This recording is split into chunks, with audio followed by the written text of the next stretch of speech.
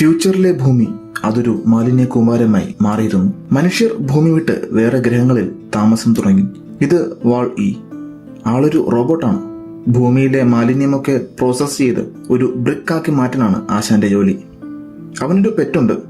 ആളൊരു പാറ്റയാണ്. Waste process ചെയ്യുന്നതിനിടയ്ക്ക് തനിക്ക് കിട്ടുന്ന വിചിത്രങ്ങളായ വസ്തുക്കളൊക്കെ പെറുക്കി സൂക്ഷിച്ചു വെക്കലാണ് റോബോട്ട് ആശാന്റെ പ്രധാന ഹോബി. കൂടെയുണ്ടായിരുന്ന റോബോട്ടുകളൊക്കെ നശിച്ചു പോയിരുന്നു. ഇനി ആകെ ബാക്കിയുള്ളത് വാൾ ഇ മാത്രമാണ്. ഒരിക്കൽ ആൾക്ക് ഇതുവരെ താൻ കണ്ടിട്ടില്ലാത്ത ഒരു വസ്തു കാണുന്നു. അതൊരു ചെടിയായിരുന്നു. വാൾ ഇ അത് എടുത്ത് സൂക്ഷിച്ചു വെക്കുന്നു. അതുമായി വീട്ടിലേക്ക് പോകുന്നതിനിടയ്ക്ക് വലിയൊരു തീഗോളം ആകാശത്ത് നിന്നും വരുന്നു. റോബോട്ട് ആശാൻ പേടിച്ചു പോകുന്നു.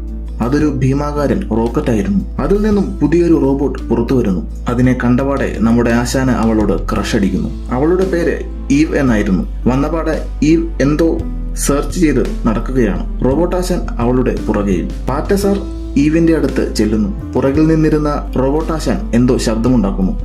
പെട്ടെന്ന് ഈവ് തിരിഞ്ഞ് ആശാനെ വെടിവെക്കുന്നു. പേടിച്ചുപോയ റോബോട്ട് ആശാൻ ആമയെ പോലെ തലയകത്തേക്കാക്കി നിൽക്കുന്നു. ഈവ് ആശാനെയും സെർച്ച് ചെയ്യുന്നു.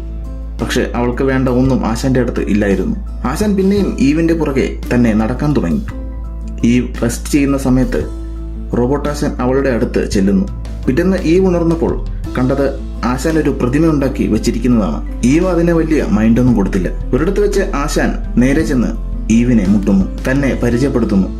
പെട്ടെന്ന് അവിടേക്ക് പൊടിക്കാറ്റ് വരുന്നു. ആശാൻ ഈവിനെയും കൊണ്ട് തന്റെ വീട്ടിലേക്ക് വരുന്നു. താൻ കണ്ടെത്തിയ വസ്തുക്കളൊക്കെ ഈവിനെ കാണിച്ചു കൊടുക്കുന്നു. ഈവ് അവിടെ ചെടി കാണുന്നു. പെട്ടെന്ന് ഈവ് ആ ചെടി അകത്തേക്കെടുത്ത് ലോക്കാകുന്നു. ആശാന് ഈവിന് എന്ത് സംഭവിച്ചുവെന്ന് മനസ്സിലായില്ല. ആശാൻ പോകുന്നിടത്തെല്ലാം ഈവിനെയും കൊണ്ട് പോകാൻ തുടങ്ങി. ഈവിന് മഴയത്ത് കുട പിടിച്ചു കൊടുത്തു. പൊടിക്കാറ്റിൽ നിന്ന് മൂടി വെച്ചു. പെട്ടെന്നൊരു ദിവസം ആകാശത്തു നിന്നും റോക്കറ്റ് വന്ന് ഈവിനെ എടുത്തുകൊണ്ട് പോകുന്നു. ഈവിനെ വിട്ടുകൊടുക്കാൻ വാൾ ഇ തയ്യാറായില്ല. ഈവിനെ കൊണ്ടുപോയ റോക്കറ്റിൽ വാൾ ഇ അള്ളിപ്പിടിച്ചിരുന്നു.